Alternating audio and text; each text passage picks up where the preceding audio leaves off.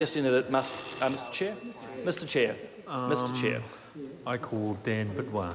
Oh, thank you very much, Mr. Chair. It's a pleasure to be taking my first ever call in the House after giving my maiden speech yesterday, and it's just, yeah, I do hope I do you justice, and I hope that you pull me up if I'm not obeying the rules of the House.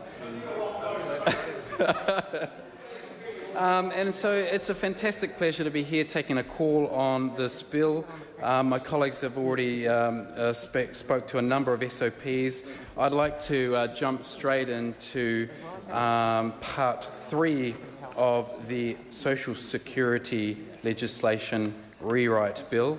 In particular, what struck me is on clause 131, the meaning of suitable employment. So, of course, we all want people to be back on their feet as quickly as possible and gainfully employed.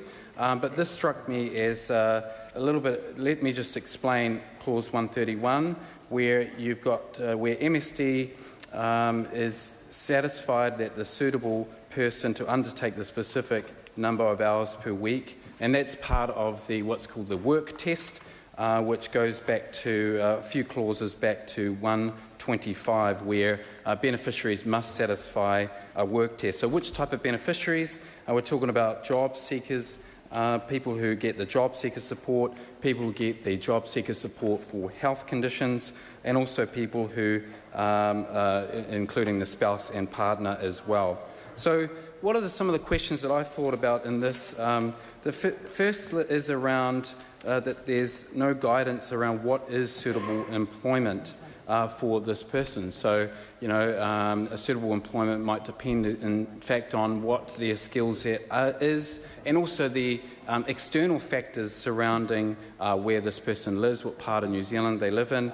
So I think that there's a bit of hesitation or a lack of guidance for the ministry on what suitable employment is. So I definitely want to ask the Minister to explain what is the role of suitable employment. So this is which brings me to my colleague, the Honourable Louise Ubston, and I'm very happy to see an SOP in her name here, which is an amendment to clause 131, and she's calling for, and it's great to be here to speak on behalf of her SOP, to talk to this clause. So what is her SOP about? Essentially, she is calling for a new section, and that's 131, where MSD must have regard to the regional skill shortages, the seasonal work and the rate of unemployment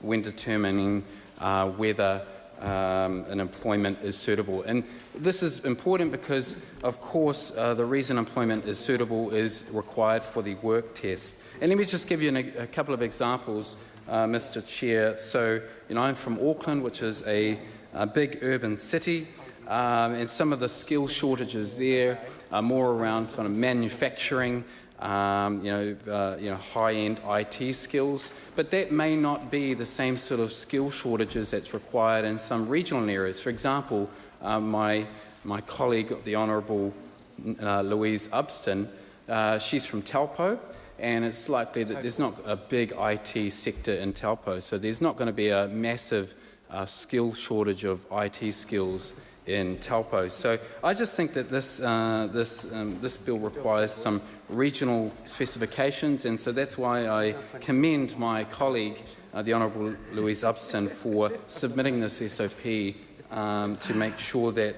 this bill takes account of localised factors such as urban versus rural, and I just commend that for clause 131. I've got about 30 seconds left, so I'm trying to do my best. So, but otherwise, look, it's as I said, this is my first ever call, and it's just such a pleasure. I didn't know SOPs were this big. This is over 500 pages. And I only just learnt what an SOP is the other day.